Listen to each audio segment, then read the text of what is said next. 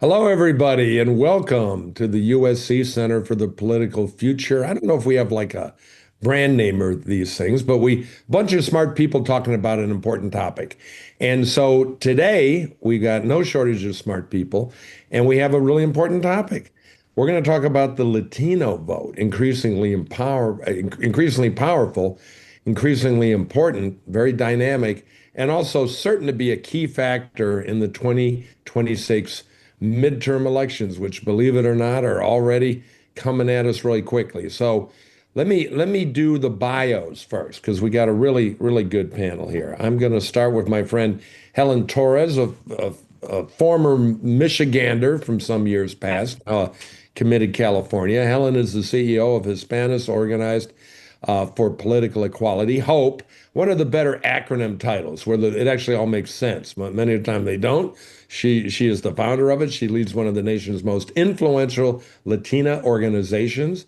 As CEO of Hope for over 20 years, and we're talking real experience here, Helen has strategically built a Latina leadership and advocacy infrastructure in California composed of thousands of civically engaged elected Latina leaders in elected and appointed office, as well as in business, philanthropy, and community leadership roles.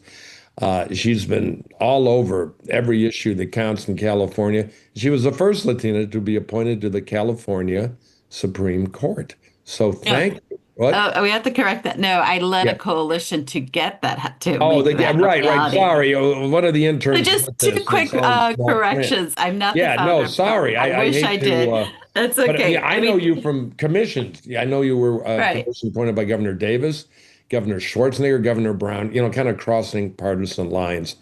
And well, if it's important, you're involved. Let's just put it this way. I Also appreciate that. joining us is Chuck Rocha, four-time cover story in Hat magazine, but best known, best known as an absolute leading consultant in the Latino space. He's president and founder of Solidarity Strategies. He's founder of Nuestro PAC, and I'm going to mispronounce this because I'm the token white bread guy here. Campeones PAC, is that right, Chuck? Yep, Good. Mike loves that name. Yeah. Anyway, he's a well-known Democratic campaign strategist. Started in the woods of East Texas at United Rubber Workers Local 746 by 22. Chuck had become the youngest officer for the 1,200 person local. At 29, he was hired to be the youngest first person of color and last rank and file national political director of the United Steelworkers of America. He's credited with building out one of the top national labor political departments in the country. In 2010, left the steelworkers to create solidarity strategies, and the firm was built on the idea of diversity, inclusion, and membership opportunities for the next generation of minority professionals. Over the last 10 years, Solidarity has employed over 100 young people of color and become one of the most successful minority-owned political consulting firms in the country, with a long list of clients, including Bernie Sanders presidential races and many congressional and gubernatorial races. And then finally, my old friend, the great Mike Madrid, principal of the Grassroots Lab, co-founder Lincoln Project, and former political director of the once great, mighty, and reasonable California Republican Party. Mike is a nationally recognized political consultant with an expertise that's unmatched on Latino voting trends and voter behavior. Mike has been a pioneer in Latino communications and outreach strategies in state, local, and national political campaigns, a Republican consultant for 30 years. Madrid has been one of the few consultants in the country who is, this is important, been able to transcend party lines and work for major campaigns for both parties. And Mike and I go way back. He is a great American. So let me frame it up with an observation, and then I'll start throwing questions, and everybody chip in. You at home, if you have a comment or a question, we welcome that. We're hope to get to a bunch of them in our hour here. You just go to the chat room and post a question, and then we will pick out the most interesting ones or the filthiest. Come up with something creative that people don't normally ask, and we give that one to Madrid. Okay. Good. So here's the observation. You guys all know this, but our audience may not. The Latino vote has been growing dramatically in power and influence. It was once thought to be firmly in the Democratic corner, But in the 20, and there was a lot of this trend in 2016 with the first Trump election, but it really showed up in 2024 in the presidential race when the polling data shows support for, the Democrats fell from a commanding 25-point margin, a 25-point advantage under Joe Biden, to a razor thin 3-point. That's margin of error stuff. That's a tie for Kamala Harris. Now, it was the same Trump, but the timeline there shows a definite migration. And now here we are with the big midterms coming up, and there's no doubt those voters are not only up for grabs, they can deliver your victory. So politicians everywhere are trying to crack this problem because it could really answer the question of who takes control of the Congress in these midterms, which will have huge national implications. Plus, we have an open gubernatorial race here in California. No shortage of places where the Latino vote is going to be everything. So I turn to our August panel, and I'll start with Chuck. What are the lessons? What caused this migration of Latino votes away from the historic connection to the Democratic Party and put that vote up for grabs? Chuck, your mute is on. We want to hear you. So that's the best Chuck, by the way. Muted Chuck. Whatever, Madrid. Me and Madrid have to do this all the time on our podcast. And Mike, I know what kind of shit you have to put up with Axelrod on the hacks. You should know that I'm a regular listener and I listen to your voice. And I really think what you are doing is cool. So there's not one easy answer. And Mike will give another side of this that I'm sure that I will. But me and Mike talk about this all the time. And it's not one thing. But the biggest couple things is that you've seen a Latino electorate come of age. Latinos in America are on average, all depending on the state, between 10 and 15 years younger than white and African-American voters. And for any of you kids out there that are doing politics, guess what? Young people act and vote differently than old people. That's some basic stuff that you should know. Just like me and Madrid. He's a lot older than me and I do things. I'm a kid. I'm using Atari. He's using the TikToks. But anyway, I digress. And I'll tell you that age is one factor. And then as we've come of age, our mothers and our grandmothers and our great-grandmothers, they were immigrants. They didn't have a college degree. Well, these kids today, they've got college degrees. They're getting more education and they're younger. And then there's this divide on education. And then you look at, and I'll put this on my own party. I'm the Democrat here for those of you scoring at home. The Democrats took a lot of Latinos for advantage and took and assumed they would be one way the whole life when the parents really have been. But then you have the second and third generation that's acting much differently. And the Democrats did a bad job at communicating to them, talking to them about what Mike Madrid will say is issues that they really care about. And so you add all these things together, then you bring in the perfect storm of this is my last point, of a Donald Trump that comes on the scene sounding like Murphy, Dick Gephardt of '04. He's like, let's drain the swamps. NAFTA's no good. We need to put manufacturing back in America, and we need to have Ford and Chevrolets everywhere, not in Mexico. Well, that sounded like Democrats back in the day, and that's what Donald Trump was saying. So you combine all of these things, and that's why you see this shift, and I say a temporary shift to the right. Mike, what do you think?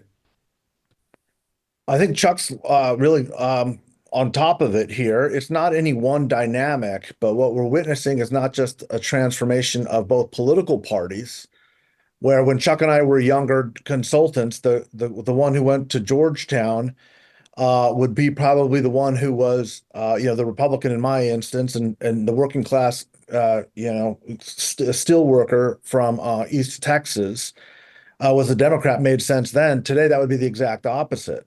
The college-educated guy would be the Democrat, and the working class blue collar guy would be the Republican. Beyond that, again, as the coalitions in both parties change, and that's a very significant part of what's happening because Latinos are the fastest growing segment of the blue collar, non-college educated workforce, behaving not a whole lot unlike their white, non-college educated blue collar working class counterparts. This changing party allegiance is such a big part of that story. But as Chuck was alluding to, and I think very well, the Latino voter themselves are just foundationally different than they were 10, 15 years ago, certainly the last generation that defined Latino politics in this country, where the immigration issue was overwhelmingly the main issue. It doesn't mean it's not a very important issue to us. It is. But it is not quantifiably nearly as important as affordability and cost of living and economy issues.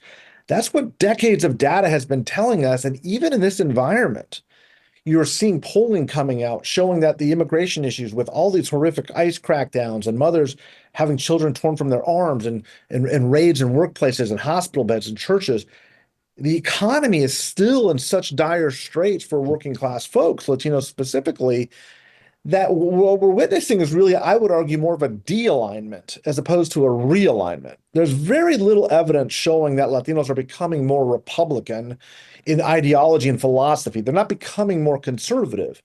They're becoming more anti-party generally. They're becoming more populist. We're witnessing this emergent populism that is rejecting both parties. And when you see Latinos, historically voting 75, 80% for the Democratic Party, well, the Democratic Party is naturally going to lose more voters because there's more voters to lose. And it's also why you're seeing us as a 50-50 group. What other community in America is split 50-50 between Republicans and Democrats? Not many, certainly not the fastest growing segment of the electorate. And as I was sharing with some media folks earlier today, it's not that half of Latinos are supporting Republicans and half are supporting Democrats. It's that half are opposing Republicans and half are opposing Democrats. We are defined far more by what we're against now because both parties are completely ignoring all of the evidence, all of the voices in our community. And in the case of Republicans hunting us down, while Democrats have left us to kind of twist in the wind in our own economic despair. So whoever's able to figure it out first, I think, is going to dominate the country's politics for the course of the next generation. But I don't think we're very close to either one of them figuring it out. Helen, I'd love you to chime in on this too, and I'll add a little kicker for you to think about too, because you specialize a lot in the Latino world. There's also a growing gender gap, and we've seen this in the African American vote too, where men kind of go to the Republican sauce, at least recently, a little quicker than women do, and it's same in the Latina community. Although, as Mike and Chuck pointed out, there has been this migration overall. What do you think, in addition to the overall point, the gender gap that's growing? Men seem to be more into this Republican, at least Trump stuff, than women. I equate the gender gap very much in alignment with education. You see Latinas moving forward in their 4-year degrees much in a larger number than their Latino counterparts. So, Mike spoke to college educated versus those that do not have a college degree. You're seeing that Latinas with a college degree is a growing number of Latinas, and they are voting more in the Democratic party. I will say I am a nonpartisan leader. I run a nonpartisan organization. And I always love to say that, both parties have it wrong when it comes to Latinos. Oftentimes, Republicans paint us as villains and Democrats paint us as victims. And that is not who we are.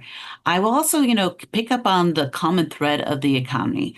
If that is going to be the deciding factor in 2026, then the Republican Party is not looking too good right now from a national standpoint, where they're losing close to 60%, their disapproval rate of the president right now among Latinos is close to 60 to 65%, depending on the poll. And it all has to come to the fact that inflation hasn't gone down. Housing affordability is not affordable.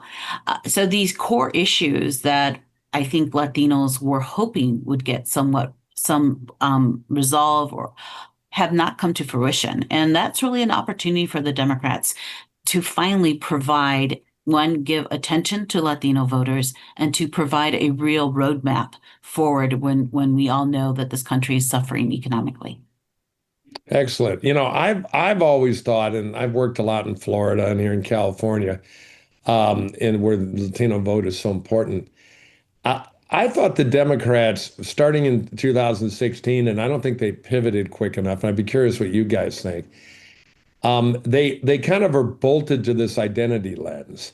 I remember in 16 when they sent Kamala Harris to Dade County when they were in trouble. I thought, and it was a total equity of color message, rather than they had Biden trouble based on some Cuba stuff with the older Cuban vote in Dade County. But Dade County, as you guys know, is a multi-pot, as is Florida, of a lot of different Latino communities who aren't all the same.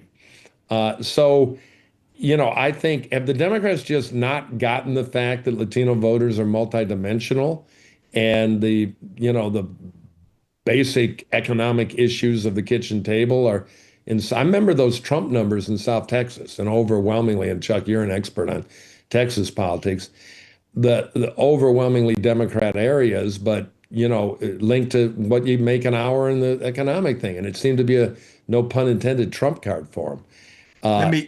Am I right about that, or am I being a Republican and just going right to the identity thing? I think I can make your case for you. Let's stay in the Valley. And I've done a lot of work in Texas. I live in DC. I got a fancy house here that I rent from Mike Madrid now, but I live here. But my first race was Ann Richards in Texas. So I spent a lot of time there for a long time.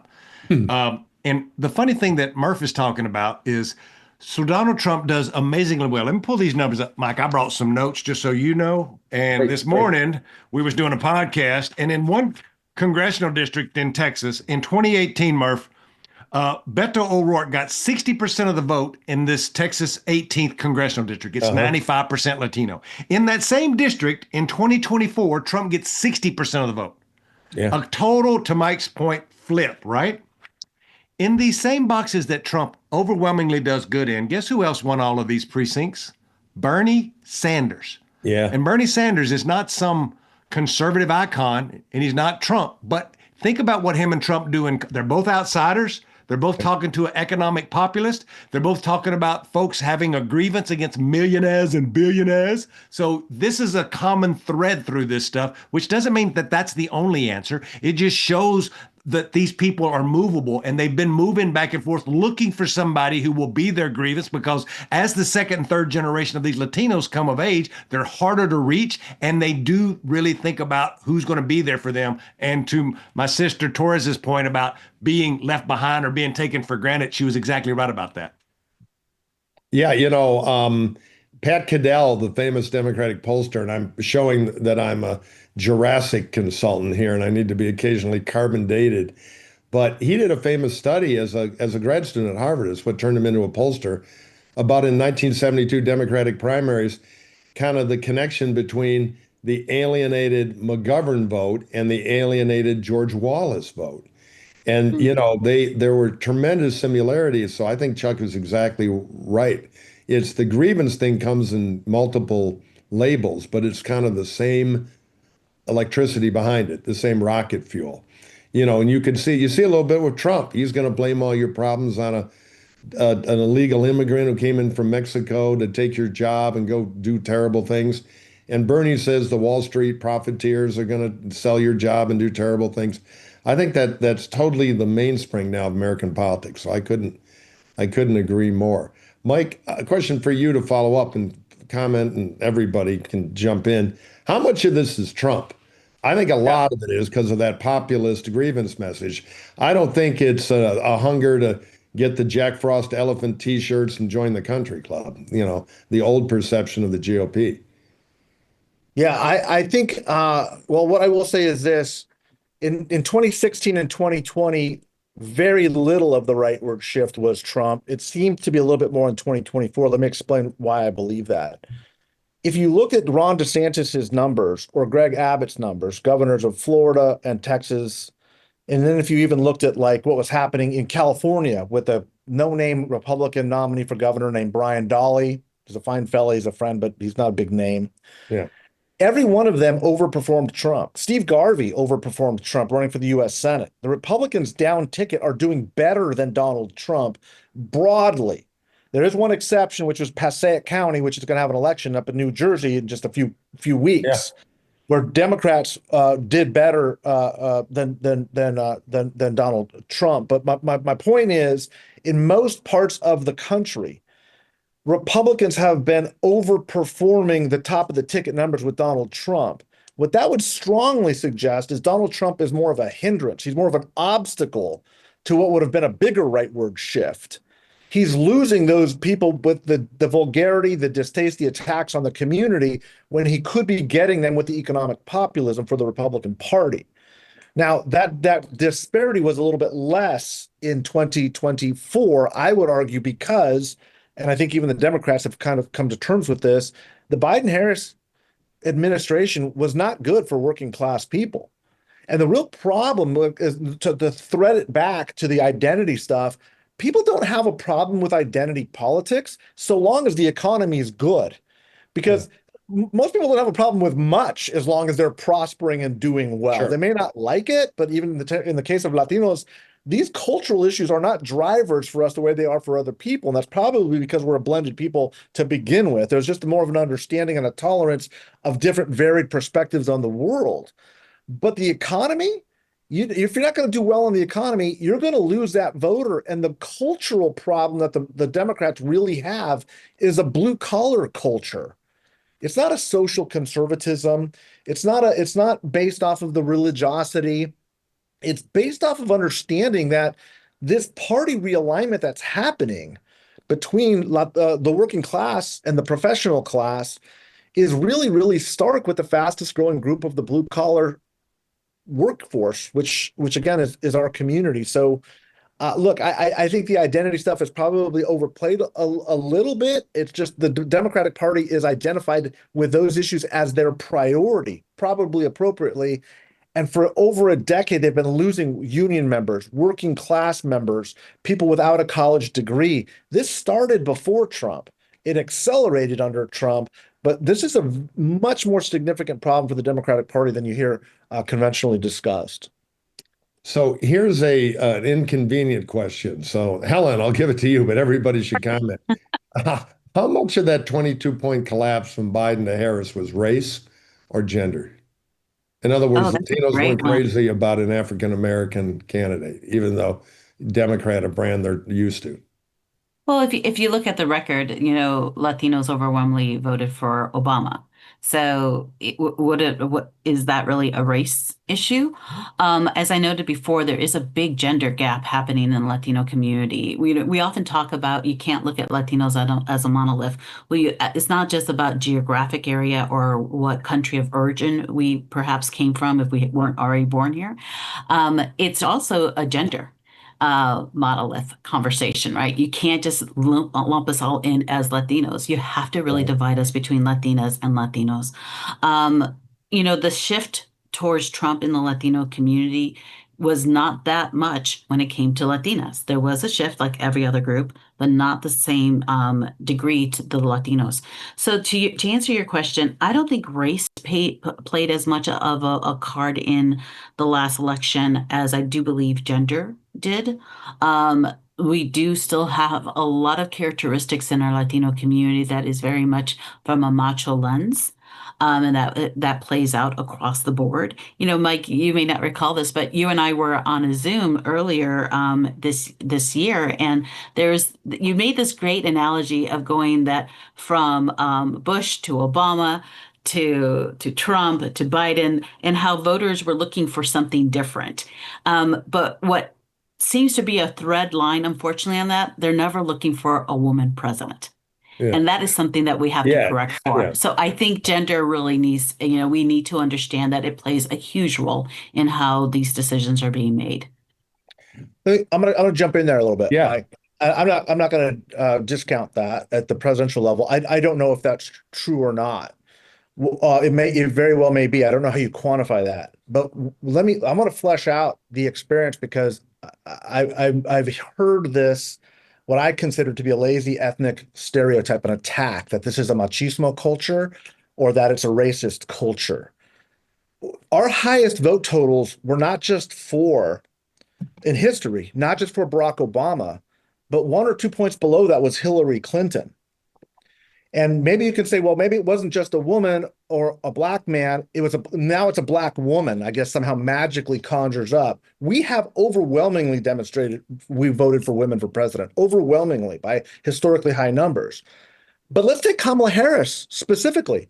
Her entire political career in California was predicated on dramatic overperformance with Latinos, including Latino men. She beat Loretta Sanchez, a Latina icon, in half of her Hispanic precincts in the Democratic primary. Like, one of the reasons Kamala Harris became Kamala Harris statewide was because Latinos supported her at 75% plus levels when she was running for attorney general and then U.S. senator.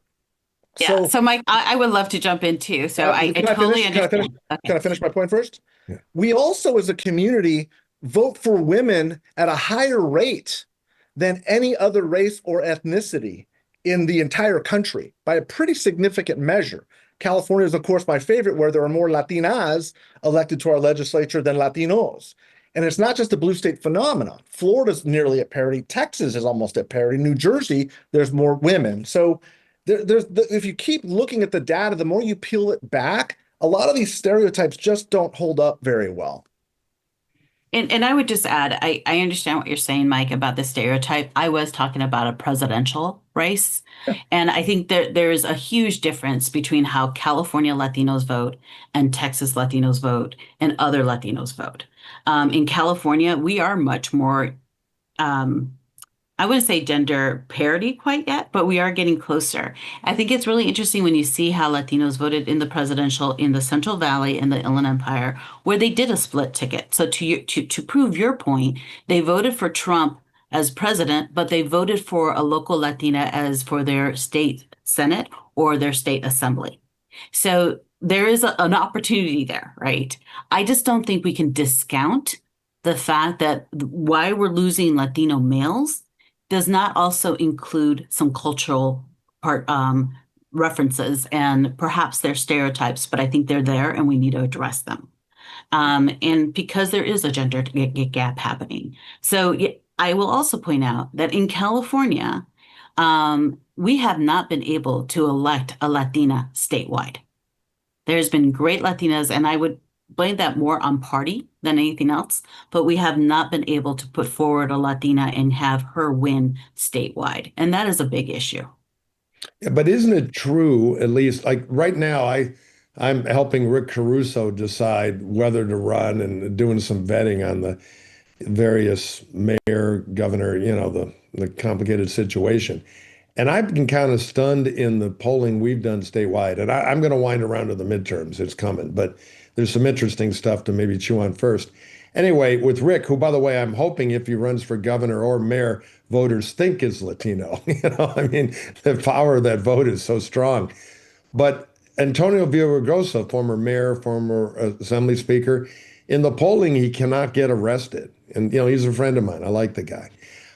So I think that leads me to think that it's a mistake to assume Latino voters or Latina voters automatically will vote for a Latina or Latino candidate. I think there's maybe a special first look. Maybe they hold to a higher standard. With Kamala, she had a real trouble in her presidential primary getting any support among African Americans in the South, South Carolina. Eventually had to drop out.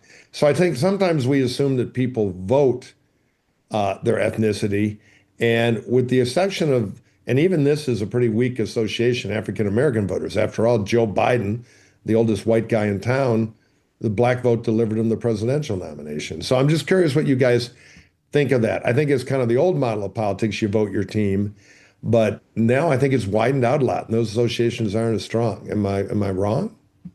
Anyway. I think it's different from state to state. In the state of Texas, you can be on a now let me preface this, going back, 4 or 6 years ago. If you were a Latino running in a Democratic primary and you weren't spending any money, you would guarantee force that to a runoff because I assume because you were a Latino, you didn't spend $1. It happens all the time. And it has to be because their name is Gonzalez or Rodriguez. But now that was when there was tons of Latinos voting in Democratic primaries. But there's a reason why they make it, because they spent no money. Right. Literally no money. It's got to be named. You're right. Right. And then you look at Ruben Gallego. Now the argument can be made, and me and Mike make this argument on the Latino Vote podcast, that he actually showed up. He talked in language that they understood. He was this Latino man that was a Marine, working class background, had done all the things and showed up in construction sites and did all of the things that Democrats had forgotten how to do. And he way overperforms all the ticket nationwide with Latino men. He overperforms with Trump voters. There's a bigger disparity in that state when there's over 300,000 more registered Republicans in Arizona than Democrats. But again, lazy operatives in my party, I won't put it on anybody here, would say, well, I remember early on, I'll say it this way without naming names, because I was one of his senior strategists, is that a pollster was like, well, they're not just going to vote for him for his name because his name is Gallego. And I'm like, well, it really freaking helps. I'll promise you that. It don't hurt. So I'll leave it there and let Mike and the others jump in. Yeah, I think Well, that's right. I think the more they know about you, the more the link is Right. less. If all they know is the name, if that's the only piece of information because it's a billboard and you're running for county water commissioner, they probably, well, let me start with somebody who's in my world. And then the famous race where they know a lot about you, it widens. But go ahead, Mike. I didn't mean to interrupt you. Oh, no, I think look, I think especially with Latinos, a lot of the identity stuff is really overblown. I don't think it matters as much. Does it matter? Sure. And I'll tell you, especially when it does matter, especially when there's a first mayor, a first congressional member, a first governor.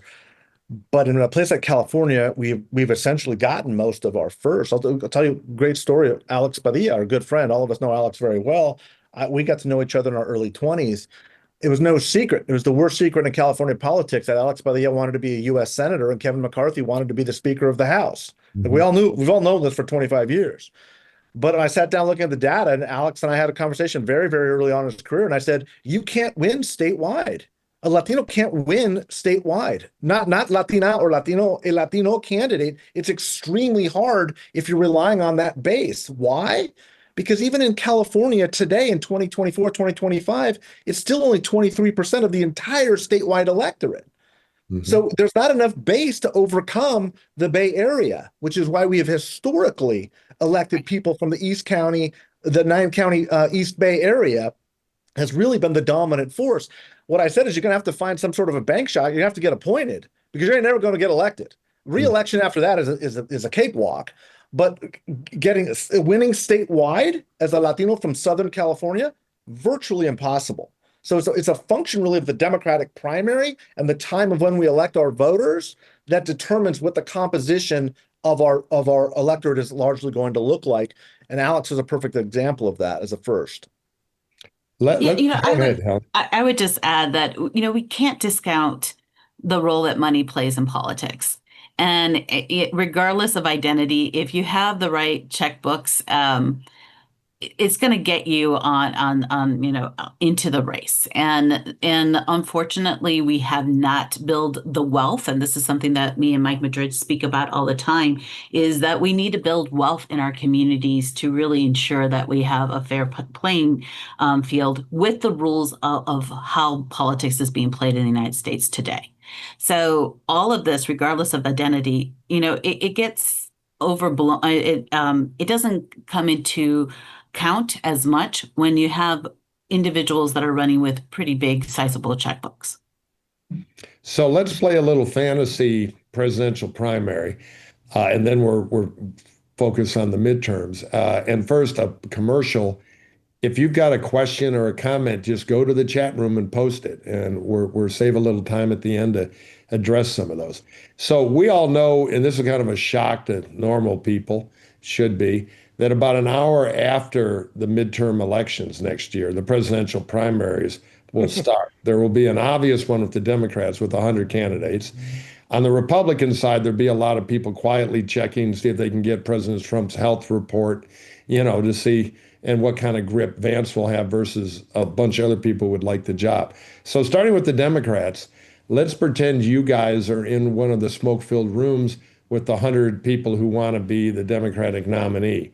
What advice would you give them for a 2027 through early 2028 presidential primary strategy to connect with and get the votes of the Latina and Latino community, knowing that we don't know the primary calendar yet, other than it's fair to believe that Nevada will be early, and it's a very important state.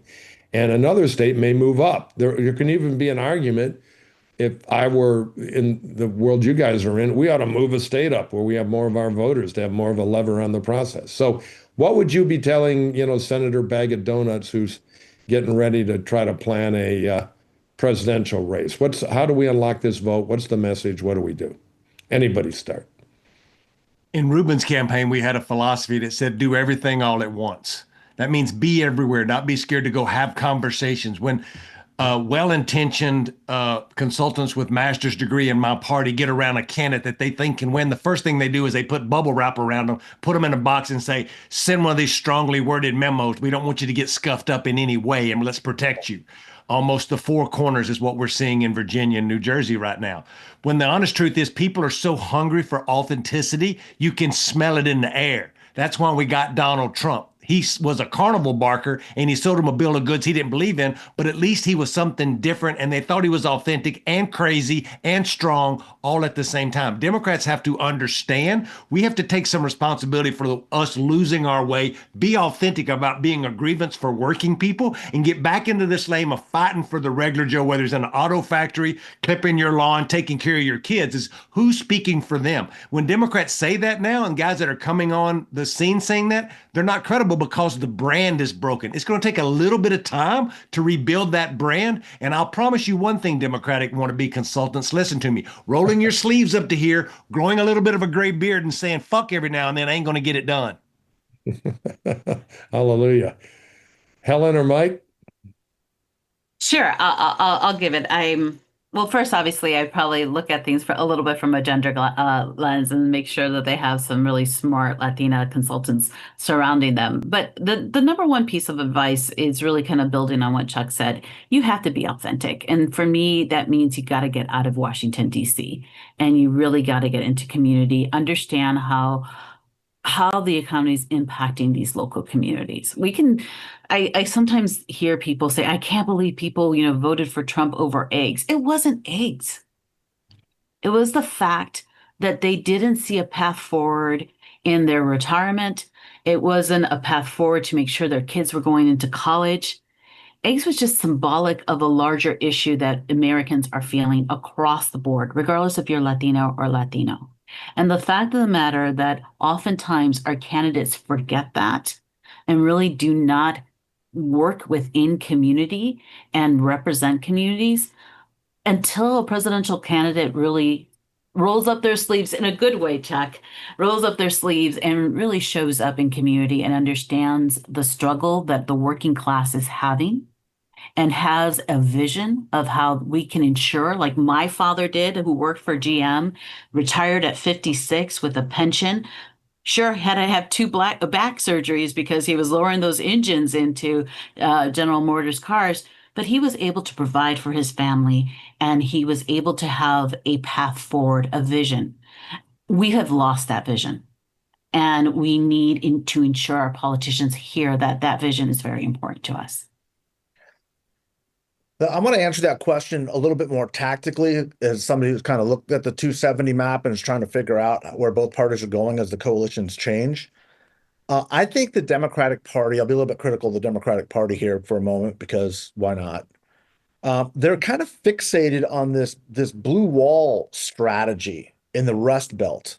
Like this became this obsession, I think, when Ron Brownstein, whoever started to first talk about it, and it was like, if we just get the lunch pail vote back, right? The working man back, the white, blue collar, non-college educated working man. Newsflash, that voter ain't coming back. Like it's been leaving for a long time. No Democrats you put up, I don't care if it's Tim Walz, I don't care if it's Buttigieg, you're not getting that voter back. What is very peculiar to me is you can absolutely get the Latino blue collar worker back and pick up North Carolina, Georgia, Arizona, Nevada along the way. You're going to have to look at the country and its contours and the map differently, but I'm not sure the DC crowd in the Democratic Party is capable of doing that. And certainly the trust of kind of white consultants in the Democratic Party trusting Latino voters because they've seen this swing go back and forth and there aren't enough, I think, quality, present company obviously excluded, polling on Latino voters and giving them advice is nothing that they've got confidence or will invest in. So until I think the Democratic Party figures out to what Helen just said on the economic message and geographically where they're at in the 270 map, like you're not going to get the blue wall is not what you thought it was in 1988 and 1992. Like those days are gone. And until that recognition is that the future of the Democratic Party is in this new Southern strategy, this South running from North Carolina to Arizona, Nevada, picking up Georgia, and I would argue even putting Texas into play. If you can get that Rio Grande Valley back and lower the margins with Latino voters in the Houston area and get the Rio Grande Valley voter back to 2 years ago or when Beto O'Rourke was winning those districts, you've got to play there. You've got to play. But even without it, you've got a better roadmap than trying to reconstruct the old blue wall. It's interesting. I agree with that. I'm going to beat up on those damn DC consultants too a little bit because I learned a good lesson in the late 90s when I had the honor for working for the first Latino governor of Florida, Jeb Bush. He campaigned more in Spanish than in English. Yep. But what Florida, I think too often the kind of standard, even quite smart consultants just look at the Latino vote as so monolithic. And we've talked about that. But in Florida, the worst mistake you could make in your Spanish language advertising was not having 5 or 6 voiceover people, because the Salvadoran vote versus the Cuban vote versus the younger Cuban, which was more of a Spanglish, versus the Nicaraguan vote or the Puerto Rican vote in Puerto Rico, in Orlando. These communities were locally dominant, but they were different and they were rivals in some ways. There was kind of a pecking order, which of course they all fought over. Isn't that true that a California Latino voter who's going to be Mexican, maybe a little younger, maybe has a family history of the PRI in Mexico, versus a Latino voter in Texas who may be a little more assimilated, a couple generations here, versus a Puerto Rican voter in New Jersey? We tend to lump it all together, but they're very different communities. How do you smarten up the Democratic consultants and the Republican consultants who just figure they're all blue collar dudes who, you do the most populist message you can at? How do we bring a little more finesse to the campaigns to really understand a vote that too often they pigeonhole? Because, cracking this code is the secret to the both midterms and to the presidential nomination, let alone the presidential race. There's a lot more there than you would lead on, Murph. And let me talk about it this way. Spanish matters. Spanish is important. But as these second and third generation Latinos are coming up, they're speaking English. And let me also make a point on a point that you didn't make, but you are making. This cultural competency of understanding. The biggest mistake that's made in modern political campaigns on both sides of the aisle, but especially with Democrats, is that as these numbers come of age and these people come of age, we assume, Murph, and you know this, you're an old ad maker, that these consultants, that this 25-year-old, let me stop. My son is a union steam fitter in Pittsburgh, Pennsylvania. He's 35, got 2 kids, lives in downtown DC, downtown Pittsburgh, right outside of the football field. And he does not listen to the same English TV or radio that a 45-year-old white woman in the Pittsburgh suburbs is listening to, but we're servicing the ad to the persuadable white woman because that's what the poll tells us. And we assume we're catching all the other English speakers, but we are not. And this is why this second and third generation Latino never hears from the party. And then you add on to that somebody like my son does not own a TV. He gets his communication through some Fire Stick or through his gaming console or whatever the thing is. We're never serving him that ad that we're spending literally $2 billion in TV ads talking to. He never hears it. You're smiling because you know I'm exactly right. And that if we think about the Spanish, it does matter in Miami. And it does matter more probably so in the Valley. But these real persuadable young voters aren't listening to Spanish. They're listening to English, and we're not serving them an ad that they can see themselves in or an issue that they give 2 shits about. No, I'll give you a hallelujah on that. I get so tired. And, I'm now DTS. I left the Republican Party over Trump, but I'm no liberal and I'm not a Democrat. But the Republicans just like run a Spanish ad. Well, I've done some work for Univision. I think, Mike, you might have too. And the biggest, Cesar Conte will tell you, the biggest programming success they have was switching to Spanglish and get out of the telenovela all Spanish business, because the younger vote is bilingual and communicates and consumes a lot of media in English. And instead, the Republican method used to be run Spanish ads on one radio station and hire a mariachi band at the rally. We've locked up the Latino vote. And it's so big, and big will always mean sophisticated because you're going to have different components of it. So I think that is good advice. Madrid. I want to jump in there a little bit, because this is when I knew that the Harris campaign was in deep trouble, is when I got called from the White House saying, what do you think of this? We've got these, same basic ads, but we've got 7 different accents. We've got the El Salvadorians, the Nicaraguans, the Cubans, the Mexicans. And at that point, I was like, That's what I knew. I think I take a little bit of a contrarian opinion here. I think that's way overthought. I think if you're drilling down to win the Nicaraguan vote, you're not only missing the Nicaraguan vote, you're missing the real common through line, which is the working class through line. That's what you need to be focused on. Let me give you a really, really perfect example of this. Donald Trump was not running variations of translation ads while the Democrats were. Donald Trump pulled all of his headquarters out of every Latino precinct in America. He was not doing specific micro-targeting ads, and the Democrats just kind of hyper micro-target to the point where they're talking so specifically to audiences that they're literally talking to nobody anymore. So, and what happens? Trump wins a historic share of the vote because he's talking at the 30,000 foot level of where people are really at. And so I think that we're way, Chuck is exactly right. This is moving very, very quickly to English. It's always been an English speaking audience, by the way, but it's dramatically moving there faster. Univision is collapsing. Telemundo's market are collapsing. They're moving to Spanglish, like you just said. They're trying to desperately get out of this market as fast as they can because there's no audience anymore, especially as it relates to voters. The dramatic growth in Latino voters, 80% plus are US born. Almost all of them English dominant, most English exclusive, by the way. There are Cuban exceptions, but the Cuban vote is very, very small. It's 5% of Latinos broadly. And I say this is another evidence, another point of evidence.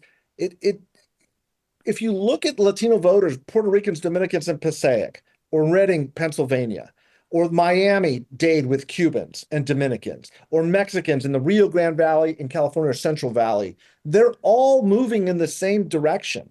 That's not tactics, guys. That is a massive demographic shift. I agree, but just to be clear, tactics are an amplifier of strategy. They are. I'm not saying strategy is a broad band. I'm not saying they are, it's but you just can't at the edges. Yeah, it's fine, but you can't out-tactic. Can I add something fun to this conversation? I would love to add something fun to this conversation. And it's obviously because being a fellow Puerto Riqueña, I have to bring up Bad Bunny. And the fact that Bad Bunny, most of his music, almost 100% of his music is only in Spanish. Now, saying that, I don't disagree with you, Mike or Chuck, about the shift in younger Latino voters going specifically in English dominant. But there is something here about cultural pride and connecting with individuals that reflect your culture that I think is very important. And it doesn't always have to translate into being about language. But it's interesting to me, the whole Bad Bunny kind of Super Bowl and who's coming out against it, who's coming for it. He's an international star whose largest market is in the United States, and it's not just Latinos.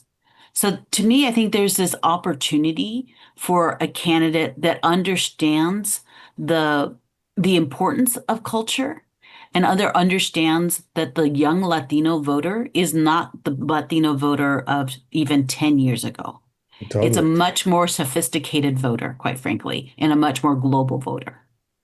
Now, what the standard consultants would say, I'll stir up a little trouble here for 2 minutes, then we should talk midterms. We're going to run out of time. And we have a very funny question.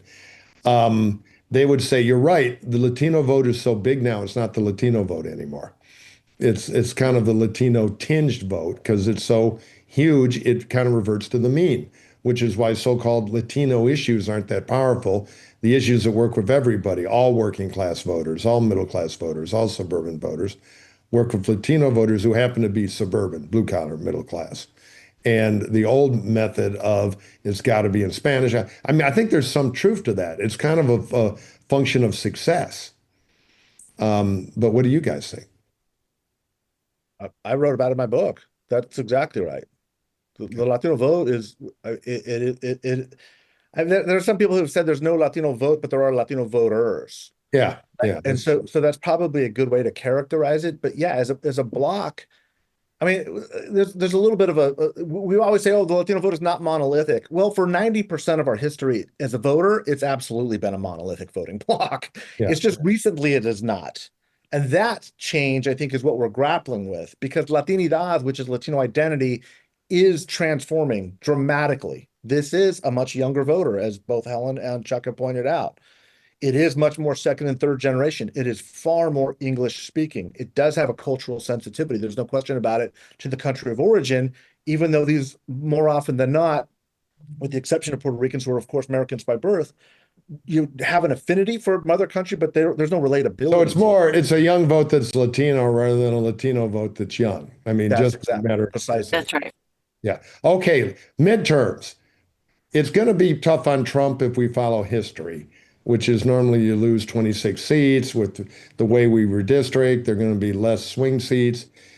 Anything the Democrats ought to do they're not doing? What are they missing? Because this is the highest stakes midterm we've had in a generation or more. The point you made earlier about the cultural competency of understanding the community in different places really matter in the midterm because they're just congressional and Senate races.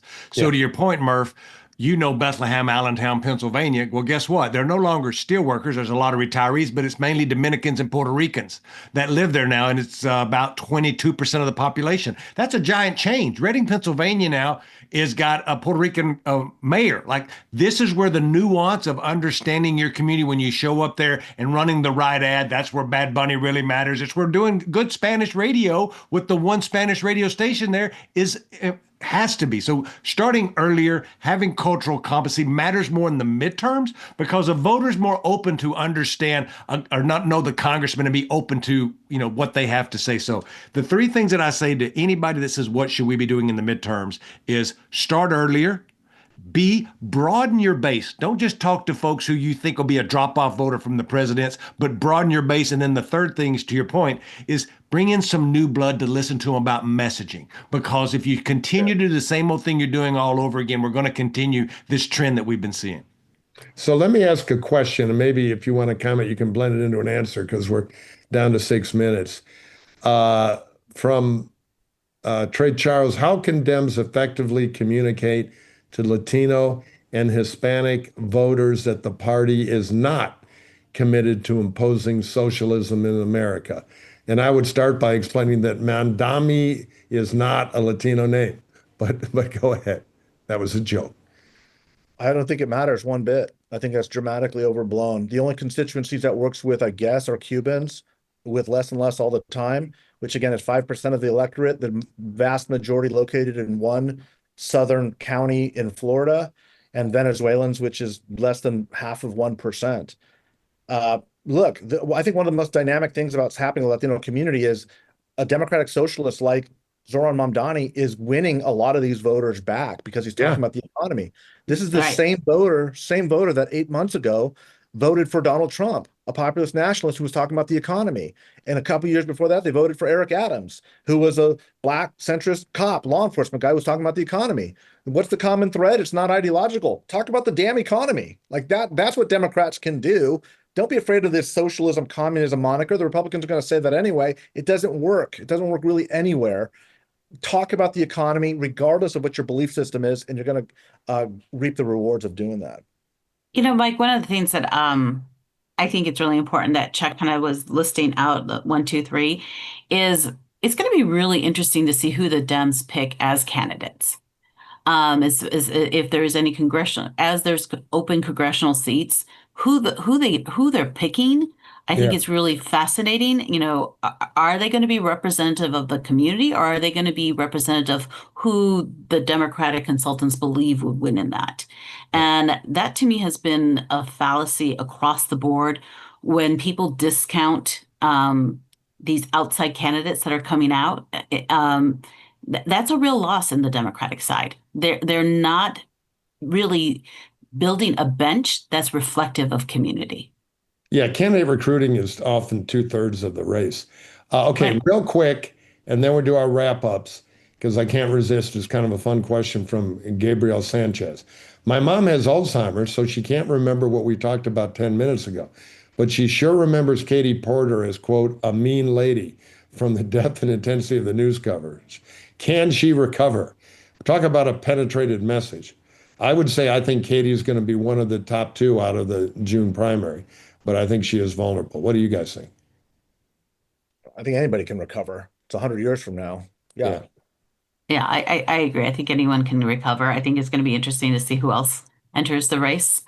But I wasn't happy to see that video. I think it showed a lot about perhaps how she was feeling in that moment. But I think we have all such a short-term memory that definitely can recover. Murphy, Madrid, don't let me talk about California races without some kind of waiver. All right. Anything we missed? I think one thing you missed is that, and I think that Helen picked on it, is that no matter who the candidate is, we pick these great Latino candidates. We have these, we have a few more Latino consultants now, but what we're missing is that as our growth has become so quick, it hasn't caught up, Mike, in the professional realm. There's very few Latino managers. I'm the CEO of one of only 3 major Latino-owned media and digital firms. And so you have a lot of well-intentioned white folks who are good folks and good Democratic consultants, but they don't come from our world, and it's hard for them, and sometimes it don't land right. So that's the biggest gaping hole right now, is that all of this growth in the population, because as we all know as professionals, it's hard to break into campaigns unless you know somebody. Well, a lot of Latinos don't know nobody. Excellent. Well, I think you're going to know more people after this. How do people follow each of you on social media? And Mike and Chuck, plug your podcast, and where can people listen to it? The Latino Vote podcast this morning. It's really important that you follow us now, because this morning, me and Mike interviewed Bobby Polito, who's running in Texas 15. It's going to be a great interview that comes out on Friday. Follow Mike Madrid on his social and Chuck Rocha on mine, and follow the Latino Vote podcast on our socials. And well, mine is Helen, very simple, at Hope Latinas, at Hope Latinas. Excellent, excellent. Well, thank you all for an incredible discussion. Thank those of you who watched us and commented. We have a lot of this kind of great programming at the Center for the Political Future at USC, so check out our website, keep up with what we're doing. And this is a topic, and these are some experts we're going to stay in touch with as we follow the fascinating next 2 years through the midterms and to a wide open double presidential primary. So put on your seatbelts and keep an eye on that Latino vote. Thanks for joining us.